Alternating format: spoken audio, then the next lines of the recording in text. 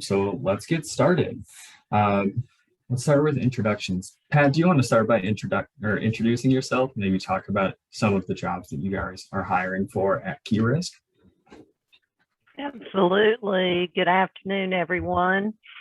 Key Risk is a W.R. Berkeley company.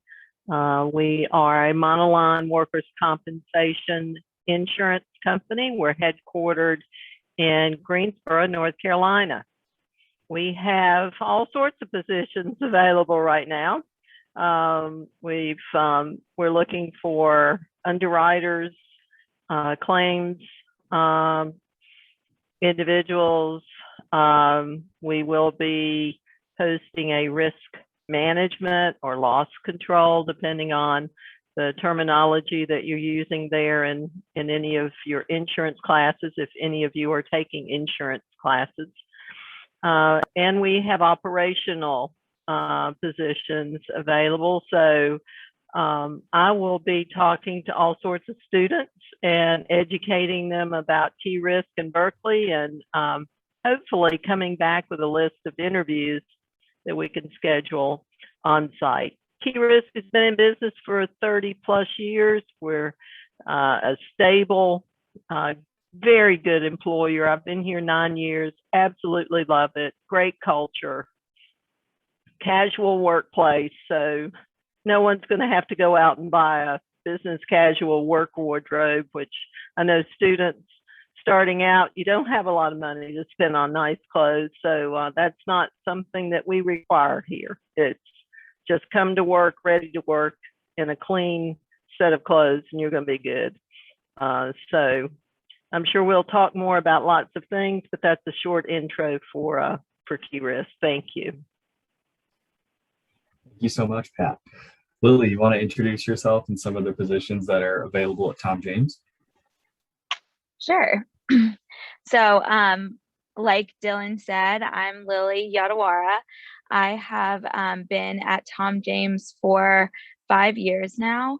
And so for those of you guys who don't know what Tom James is, we are a direct sales company, and we sell custom clothing. So we sell anything that you would find in a Nordstrom. So everything from like sweaters and jeans all the way to suits, tuxedos, things like that. But we are, what I mainly do is I meet my clients in their homes and offices and sell them custom clothing, working through referrals and things like that. So we are mostly hiring for our outside sales positions. We have had an incredible year in 2021. So June was our 4th best month in company history, which is really exciting after everybody going casual during the pandemic, and now everybody needs to buy clothing again. So we are in desperate need of outside salespeople, which is what I do. But we are also hiring for interns as well. So we have an awesome 3-month fall and summer internship program that we just started recently. Fantastic. So it sounds like a lot of opportunities for our students at the fair coming up. So as students are starting to look for jobs, what are some strategies that you would advise students to use as they're in their search for an internship or a job coming up? And either one of you can kind of jump in and go.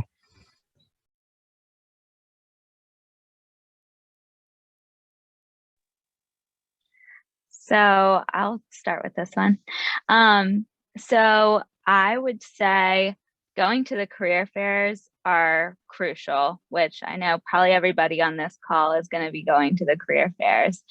But I think that in-person interaction is so important in helping you get through the process, because that gives us the opportunity to like link a face to a name and be able to talk to our recruiters about you, have your resume in hand, and be able to like really get a feel for who you are. Plus, you're able to kind of give your short little elevator pitch. So as the recruiting side, we're kind of like the first screen, you know, so it's important for us to meet with everybody. And then another thing I would say, which I think we're going to touch on in a little bit, is I really think it's important for students to have a LinkedIn, because it's really easy for us as recruiters to find students through LinkedIn.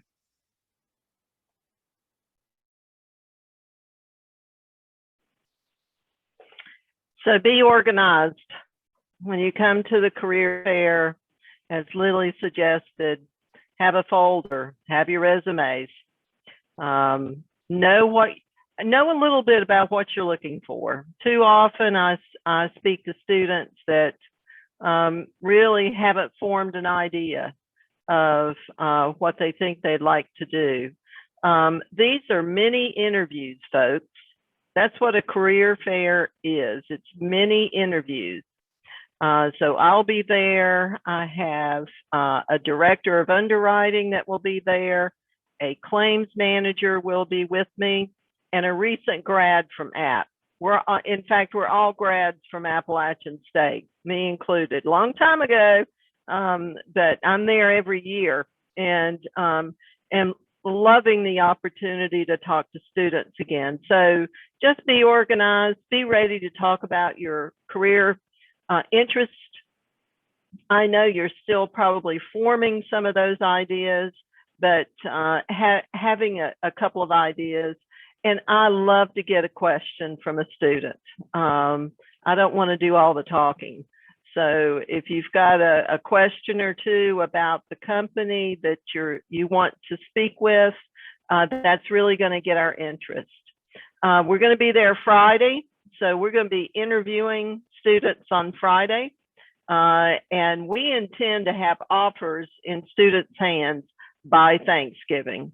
So we're serious companies. We're going to be hiring people. And so we really do want to meet and get to know you at the career event. So in terms of appearance, we're not expecting suits.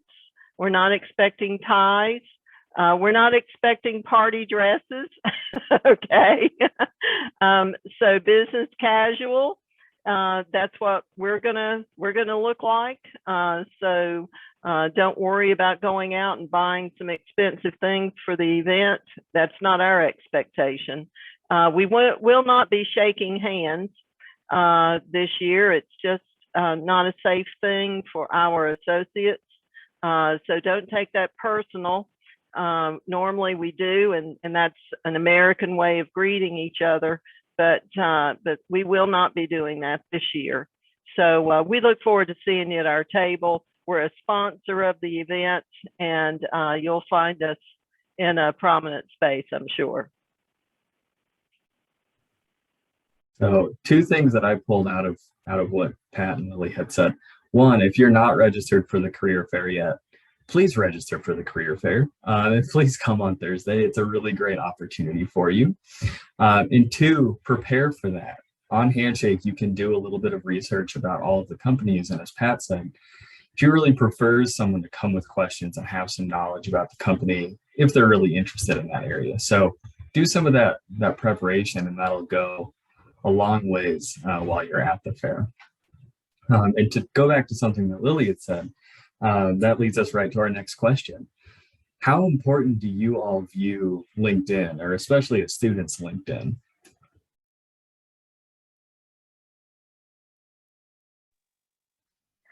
For me, I think that it's really important for students. It doesn't have to be the most, like, you don't have to be the most active or have the most beefed up LinkedIn, because we don't really expect you to have a ton of, work experience and stuff like that. But I think it's really important because recently, especially with a little bit less in-person interaction, LinkedIn has become more important in my business and in a lot of different businesses, just using the use of LinkedIn and social media. So I know that I personally will search for people. I'll search for like Appalachian State seeking job in sales. I can search for recent graduates that way. I can search for current students that way. But if you have like seeking job in sales or in whatever field that you want to be in, that's really important to put on your LinkedIn, because it's so easy for us as employers to find you that way. We can get access to your resume on there, which when I was a student, I used career services to help me with my resume. And I would suggest that for you guys before you go to the career fair. Just look over it and like make sure that it's updated. And if you haven't used career services, I don't know if it's too late, but they can really help you a lot with that. But that's an important piece on your LinkedIn as well. But I think now more than ever, it's important for students to have a LinkedIn that has just some basic info on there and kind of what they're looking for.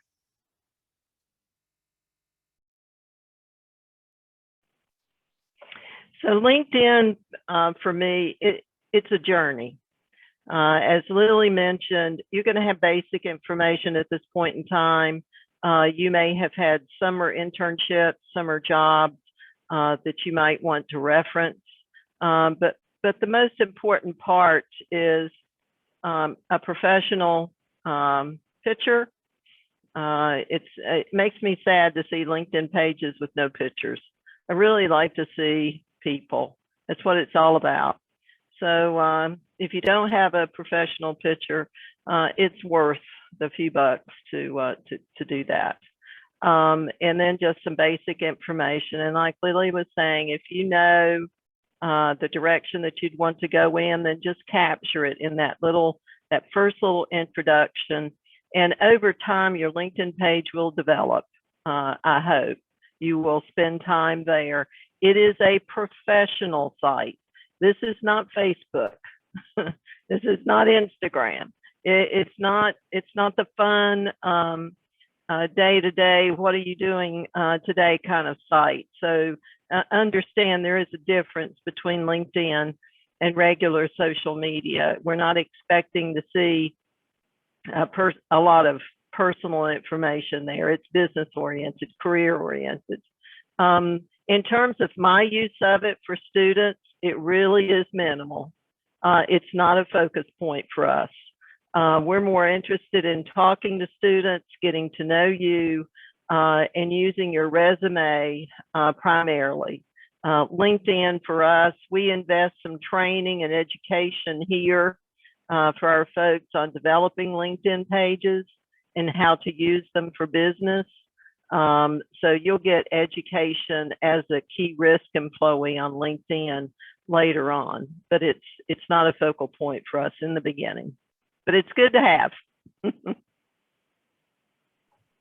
And to follow up with something that Pat had mentioned, we're going to be having professional photos taken, professional headshots taken at the career fair. So if you need one, and you want to put that on your LinkedIn, career fair is a great place to do that. Statistics show that people are 7 times more likely to get outreach from a recruiter if they have a profile picture. So fun tidbit, fun fact there. In your experiences, recruiting students and hiring students, do you think it's a good idea for students to network with alumni who work for the companies that they hope to get a job with?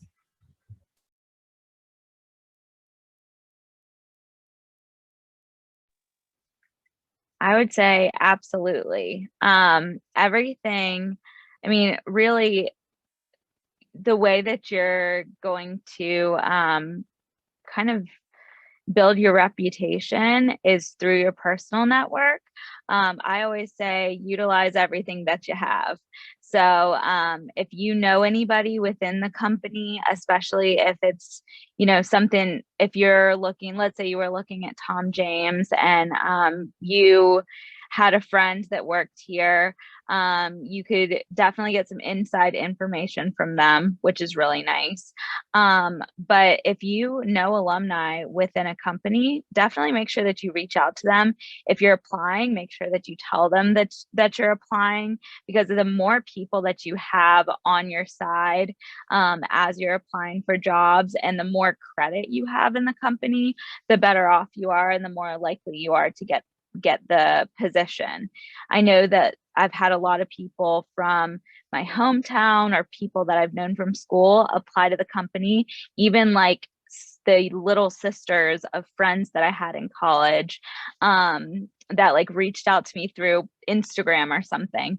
But those people are much more likely to get at least through the initial screening of like speaking to our head recruiters in the home office, and then getting an in-person interview. Because if somebody in the company can vouch for you, we at least want to meet you in person and give you a little bit more of a chance.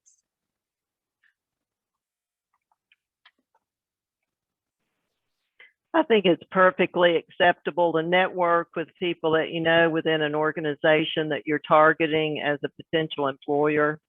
I would say don't overdo it. Don't be overly persistent. If someone doesn't respond to your invitation, just don't take it personal. You know, a lot of us, me included, I'm selective on who I put within my LinkedIn network. And I do it for business reasons primarily. So I may not respond to an invitation from a student whom I haven't met. So I would say if you know someone, certainly reach out to them, send them an email, try to connect and start your network. There's absolutely nothing wrong with that. But just it's a balance around persistence versus just an initial contact. Sure. I think the balance is an important piece there as you're talking about networking. What are some tips, and you've already covered this a little bit, but what are some tips that you would give for students in person and in virtual career fairs?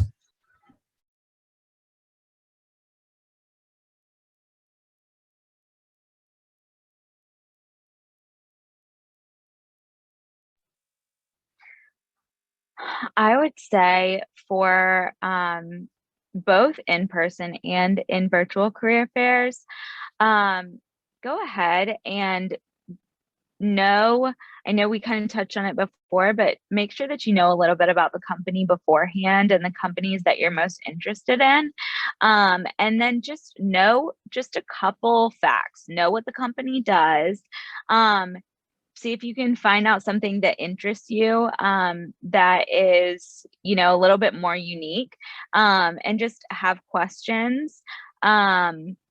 Because I think that it shows a lot of initiative when it's clear to us as recruiters that students have done a little bit of research on the company, not just solely like the base of what they do, but just digging a little bit deeper, especially if you're really interested in a few companies.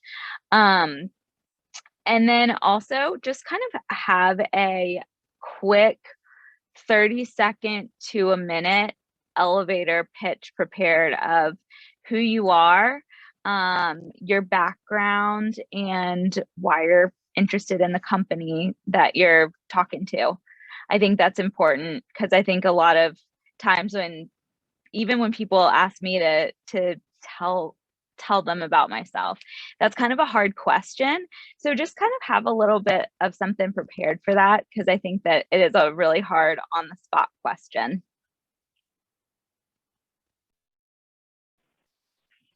You know, we did our first virtual event last year, didn't have a choice, had to do it that way. And I realized we've always said that communication is not easy. There's a receiver and there's a sender, and there's a whole lot of things that happen in between those two. And a lot of our communication is nonverbal. So this platform just does not translate in the ways of meeting people in person. So my strong bias is to talk to people in person and have that human interaction in a more natural way. So I think that that is a stronger way to meet students, a stronger way to form relationships. And so I'm very looking forward to being back to what I call my normal recruiting experience. Virtual's okay. It can happen that way. If there are circumstances that prevent us from connecting in person, then we will do virtual. We've hired a lot of people in the last year and a half that we had not met. And they have been working from home until our recall, which was yesterday. All of our fully vaccinated people came back to our office. It is a requirement at key risk to work in our office. You have to be fully vaccinated. So I just want to put that out there. And so we have most of our associates in our office again, and it's wonderful to see everyone. So we can do it virtually. We don't mind. We are back in our office and we're thrilled to be here. And we want our folks to be in our environment because we know that's where learning takes place the best.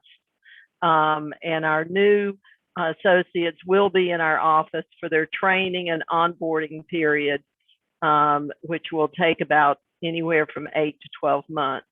So I guess tips on that would be prepared, as Lily said, pay attention to grooming. It is important.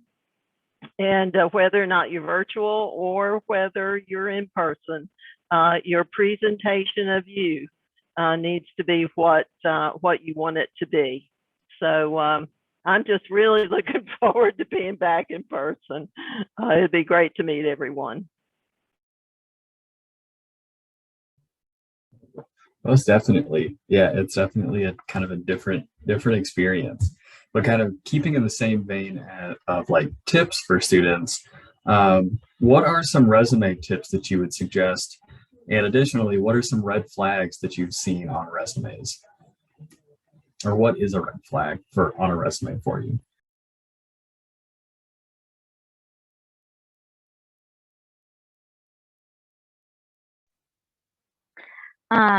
So this one's a little bit tougher, I think. But I would say, like I said before, it's really important to use either like probably use a resume builder online, but the best way to do it would be to meet with career services and work on your resume. I would say it's really important to kind of leave off most of the pre-college stuff. You don't really need that stuff on there. So I would say have your major, your GPA, your minors that you might have, all of that stuff at the top, and your graduation date. And I think it's really important for students to have when they've had jobs, work experience, things like that. I think it's really important for students to have the things that they've learned from their work experiences and like what kind of skills that they built on in their work experiences. I think it's really important to highlight leadership. And then of course, like service type skills, like customer service, managerial skills, things like that you may have learned on the job, even if you're working as a barista or something. So definitely put that kind of stuff on there. I would say make sure that it's 1 page long. We don't want like longer than a page. Try to fit it all on 1 page and print it on nice paper. That just kind of shows that you care, like a little bit thicker, nicer paper. Just shows that you're putting a little extra effort into it. As far as red flags go, I would just say make it look neat. I really dislike a sloppy resume that looks like it was put together the night before. So just make sure like your dates are in a margin, you know, you've got bold headings, and just make it easy to read, because that's really what we're looking for. So make it organized, easy to read, and make sure that you highlight your skills that you've learned throughout your experiences. Those are good tips, Lily. Use 12 font, please. We want to be able to read this. As Lily said, put your contact information, including your email address, please, at the top. Sometimes I've gotten back with resumes and they've forgotten to put their email address on it, and that makes it difficult for us to communicate. So much of what we do is through email now. Sounds rather obvious, but you wouldn't believe how many times it does happen. I am looking for basics. If you've had some work experience, list it. I'm not looking for a huge amount of detail because I'll ask you about it. So you don't have to feel compelled to try to write your history on that one page, please, resume. I am looking for GPA data, and I don't want anyone to be intimidated by that. We hire students between 3.0, 3.5 is our sweet spot. We're not looking for 4.0s. That's not a criteria. We're looking for smart, motivated students who want to go to work. If you don't have access to nice paper, copy paper is just fine. There's nothing wrong with that for us. So make plenty of copies, have them with you, and be ready to tell your story and your interest, and have your questions. To me, that is what's essential here when we meet this week, because we want to tell you about key risks, but we want to get to know you. So thank you for that effort that you'll put in on that resume, but just basics is just fine.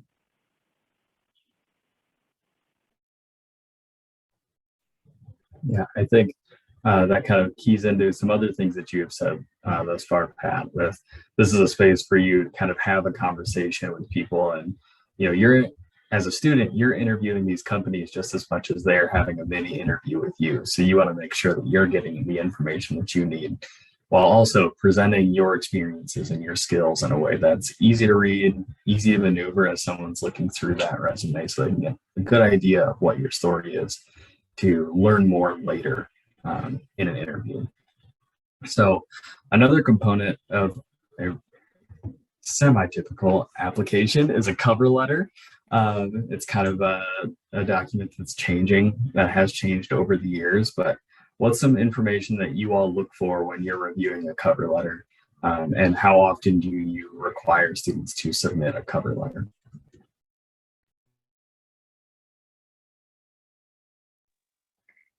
So we don't actually require cover letters to be submitted. Honestly, the best way for us, especially being in direct sales, I think it's important to have your resume. And I really think for us, it's more that soft skills are more important to us than having some tailored cover letter. So just that one-on-one time speaking to you at the career fair to us is just so much more valuable. So meeting you in person, speaking with you, and if you weren't able to come to a career fair, reaching out to us, that kind of stuff is more important to us than a cover letter. So I don't really have a whole lot of input on that one. We don't require cover letters either. I don't even think you can load it in our career page, to be quite honest. So it's not an expectation. And the one thing I didn't mention on the resume is spelling errors. Make sure, and don't trust spell check, okay? It can do 90% of the work, but then it won't catch the little things. So maybe have a friend take a look at your resume just to have a different pair of eyes, someone who can spell well. Have them take a look at it to make sure there's no spelling errors. But cover letters, consider it a nice to have, not must do. At least that's how we view that. Well, if you do have positions that require cover letters, I think that's really important on them is tailoring them specific to the company that you're applying to. Having just a general blanket cover letter won't have as much of an impact for an organization if they're requiring it compared to something that's really tailored to them that really explains your interest and builds on what Pat and Lily have said with really telling your story and kind of taking that to the next level before an interview. So just really depends on the organization you're applying to. And if you have further questions, you can always reach out to me in career services, and we can help you with that and help you write that. So say the student has submitted their resume, they've submitted their application, they're waiting to hear back for an interview. What do you all suggest as far as reaching out or not reaching out, or what steps should a student take as they're waiting to hear back about a submitted application? I would say definitely if you've submitted an application, a lot of times I talk to students, I tell them to let me know once they've submitted their application, because then I can speak with recruiters. So I'm kind of the in-between, kind of the bridge between the students and home office recruiters. So I would say it means a lot to me and to us when you reach out and are proactive. It shows us that you do really care about the position and you are really interested. So, if I tell you, hey, go submit your application, doing it within 48 hours is really important. And then letting me know is also important so that I can communicate with recruiters since they're getting a ton of applications every single day. It's important for us to be able to pick yours out and for me to have a good memory of our conversation. But if nobody has reached out to you in a few days, I think it's completely acceptable and I appreciate students reaching back out to me. I give out my personal cell number because I use it for my job as well. So I don't mind if students text me to follow up. I actually think it shows good initiative, especially in a job like ours that's direct sales, where we're looking for students with drive, ambition, initiative. So it kind of shows a little bit more of your character.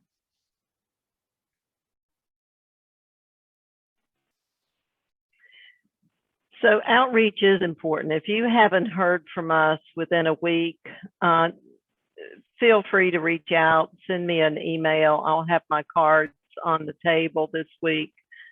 Pick one of those up. If we interview, you're going to hear from us soon. We have a practice of getting back to students quickly. But if there is any delay for any reason, don't hesitate to reach out to us to make sure that I'm getting a prompt. If something got on my plate and distracted me, I want to make sure that I'm doing my job to stay in touch. One of the things that I would encourage all of you to do is if you have interviews on Friday, especially if you have interviews on Friday, please send a note following those interviews to those professionals that took the time to spend some time with you.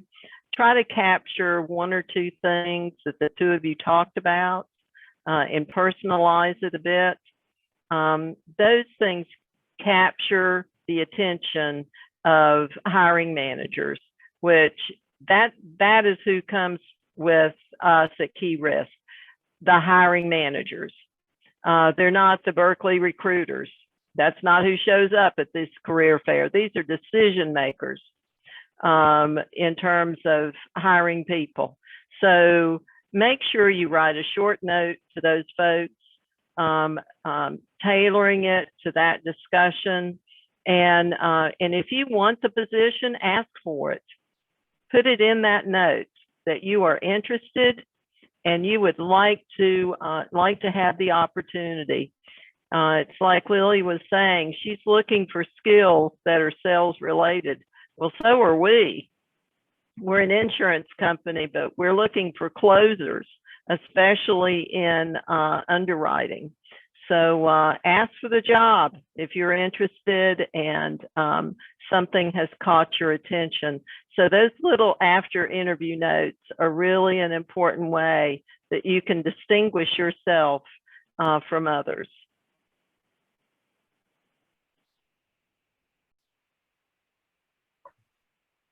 Got it. All right. So we got two people who are in favor of outreach.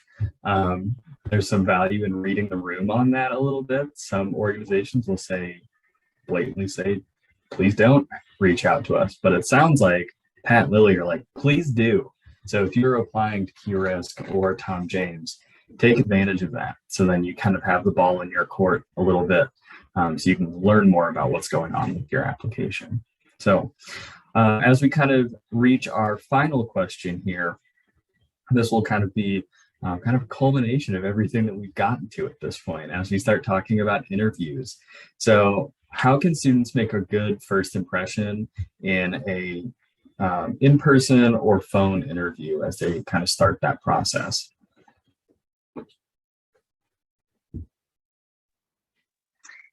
I think the most important thing that I've seen with students in interviews, I think it's important to, like I said, of course, doing the research on the company, but I think it's important to show the people who are interviewing you that you're interested in that specific position in that specific company.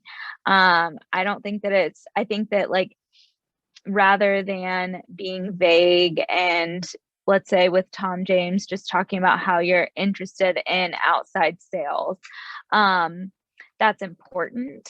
But we want to know why you're specifically interested in outside sales with Tom James. What kind of brought you to, what kind of drew you to our company in the first place, and kind of tailor your answers to why you would be good for that position. So if we ask you your strengths, weaknesses, things like that, just the basic interview questions, make sure that you tailor those answers specifically to the company so that the people who are interviewing you know that you have done your research and that you are actually interested in the job that you're applying for and the position you're applying for. I would think that that's probably the biggest thing for me that I see students do really well or do really poorly in the interview process.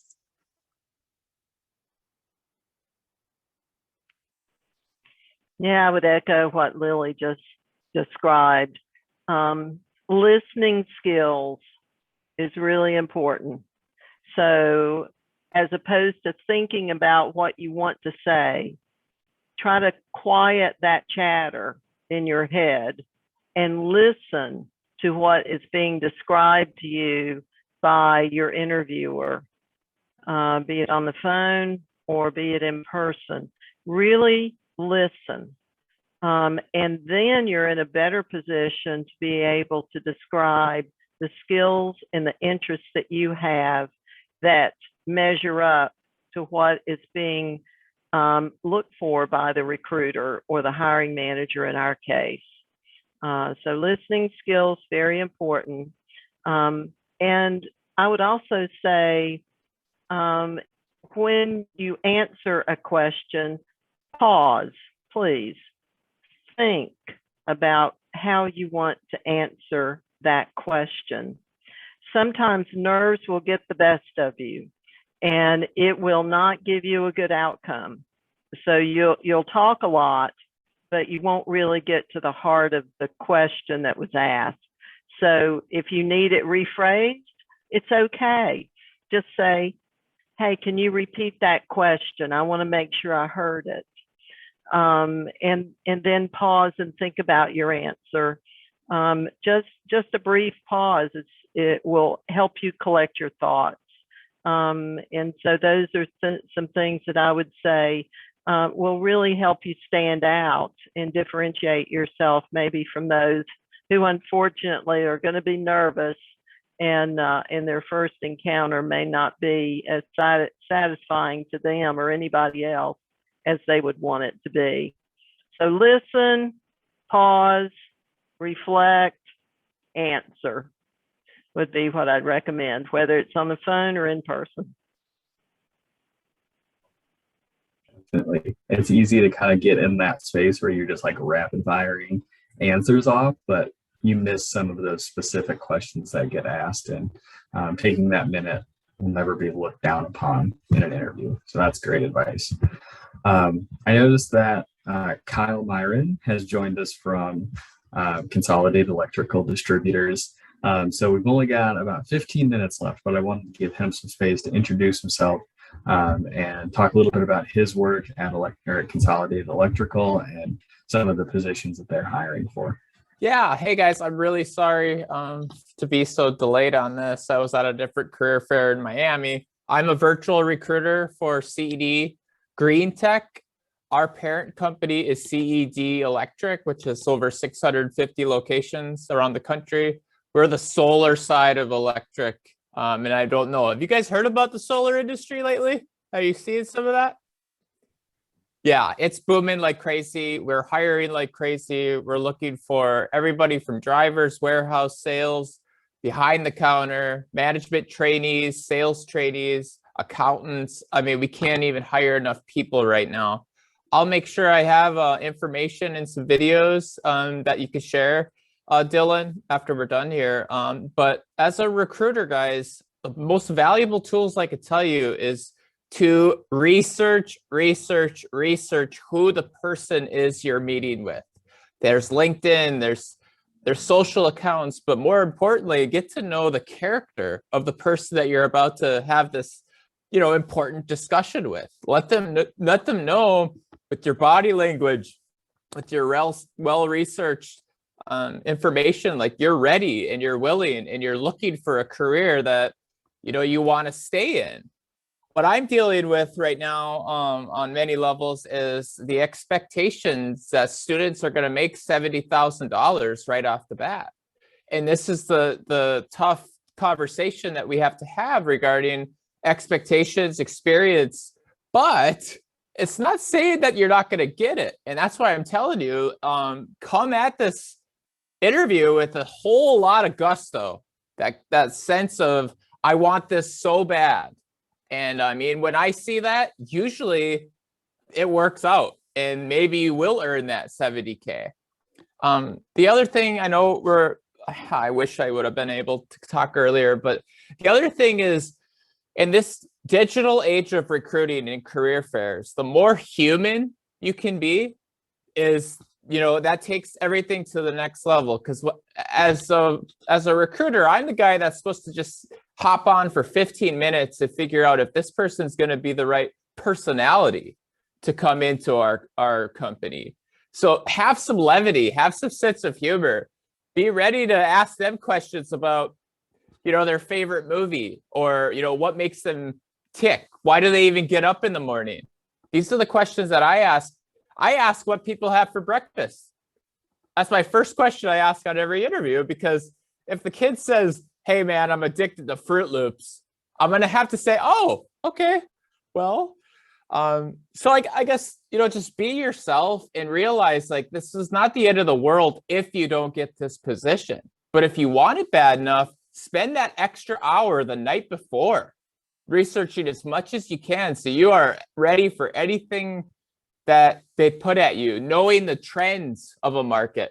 Again, I could talk forever and I'm sorry for being late, but that would be my 2 bits of information. All right. Thanks, Kyle. I appreciate jumping on here and going into a couple of those questions. That's great.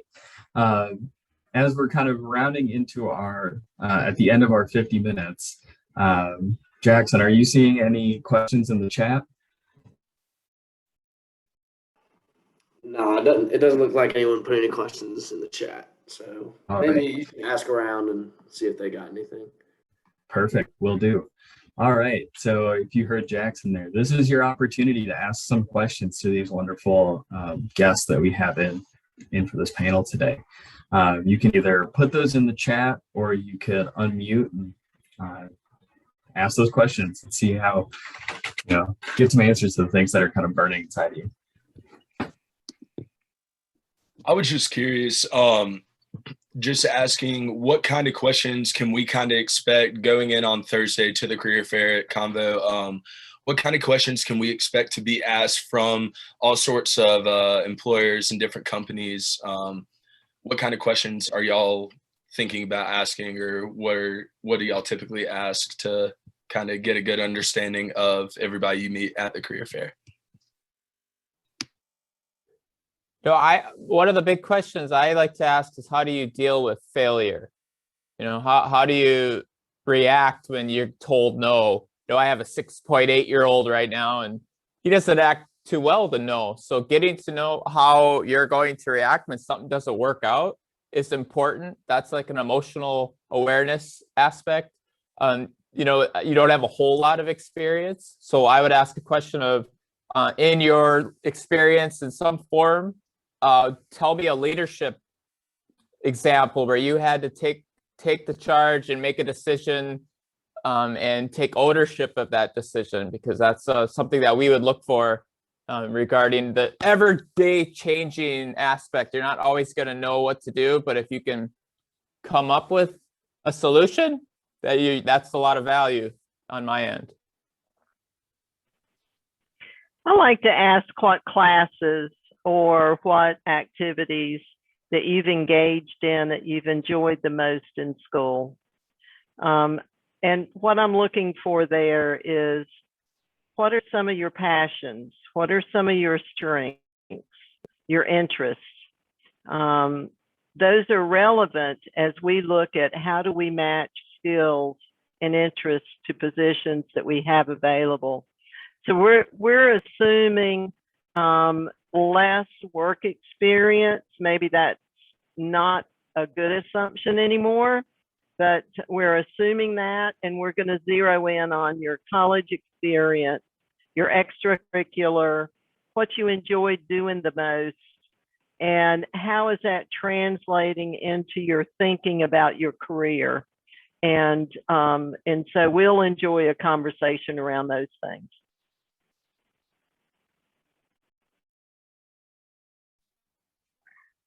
I like what Pat said about making sure that you have some stuff prepared kind of about your extracurricular activities, and just talking about your skills that you've learned through those.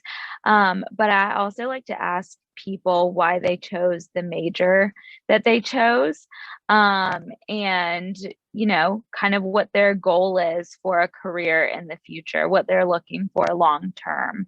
I think that that's really important to kind of see if we'd be a good fit for each other too.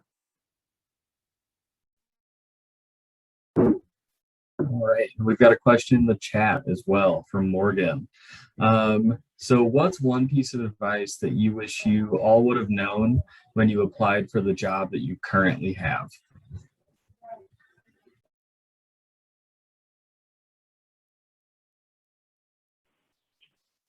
How to manage stress better. I support 5 companies within Berkeley. I'm the head of HR for all of them. And the stress level, especially during this COVID period, has been incredible. So for me personally, it's been how to balance life and stress during a very unusual period of time. I've been here 9 years. I've been in HR for 30, so this is not a new game for me. But the stress of COVID, the stress of how it impacts the workplace and has impacted the workplace in the year and a half. It's been unique compared to anything I've ever experienced. So I've had to figure that out. Yeah, I would say, you know, before I joined CED Green Tech as a recruiter, I was in the documentary film producer role. So this has been a really big learning curve. I wish I would have asked a lot more questions of what the expectations were. I wish I would have dove or asked, you know, like, what do you really expect of me? Actual deliverables that you expect from me?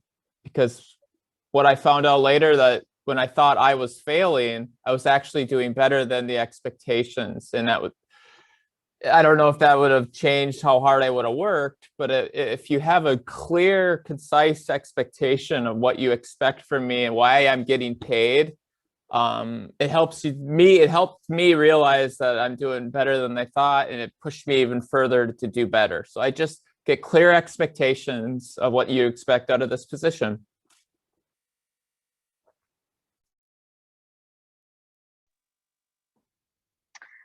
For me, I would say it's kind of along the lines of what Pat said in managing stress. But I think that as students, we always feel like we're really busy when we're in college. I was a student athlete, and I thought that I was super busy in college, but still I had a lot of free time. So I know that all of you guys are involved in some type of either work or extracurricular activities that are taking up a lot of your time. But I think that one of the most important things to help students not get overwhelmed once you start in a real career is just learning how to have a schedule. Kind of schedule everything, because schedules will make you feel like you are kind of restricted at first, and a lot of people think of it that way. But the best way to free up your time is to give yourself set periods of time to get things done, especially in a sales role like I have, where there's a lot of free time.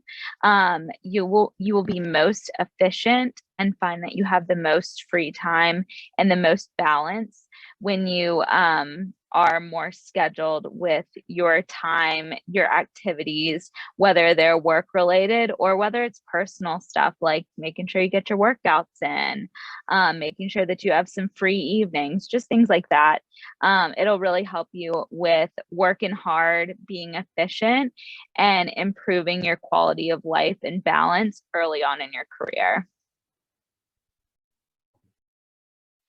Definitely. I live and die by the Google Calendar. So I understand that for sure. So let's try to get one more question, and then we'll get Jackson doing this raffle here. Anybody else have another question out there?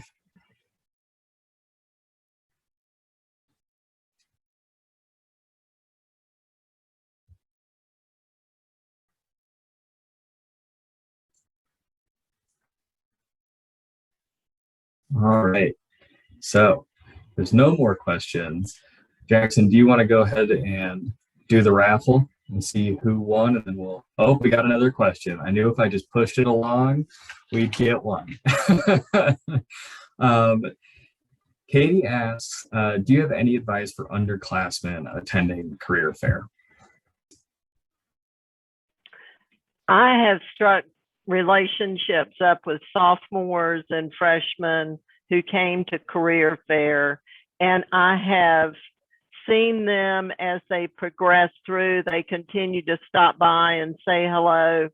I love it when they do that. We just hired an individual who we had met 2 or 3 years ago. He graduated from App, and now he's one of our loss control employees at Key Risk. So I think it's wonderful to see underclassmen at career events. So I'm hoping to form some new relationships this year. So I love it. Just come and say hello, be prepared, have a few questions, and strike up those relationships. I'm in the same boat as Pat. I love it when we're able to meet students early on in their career, and then we're able to keep following up with them. Really, as you guys are going through your job search, it really adds a lot of gusto to when you're a senior applying for the job. If you've kept up with us, the likelihood that you're going to get hired is really good. Just because you've had interest for years.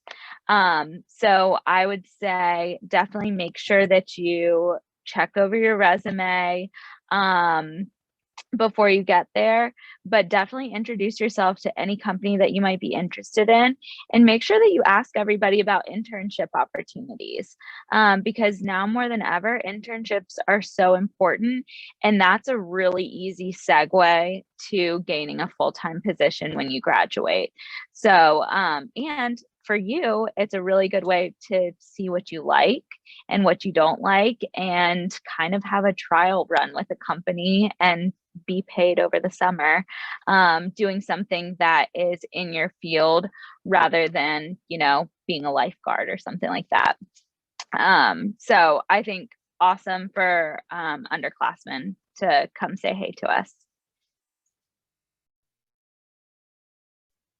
So this is my very first career fair. I've only been with the company for 8 months, and COVID has definitely changed the way we could recruit, but I was hoping to be on more in-person fairs.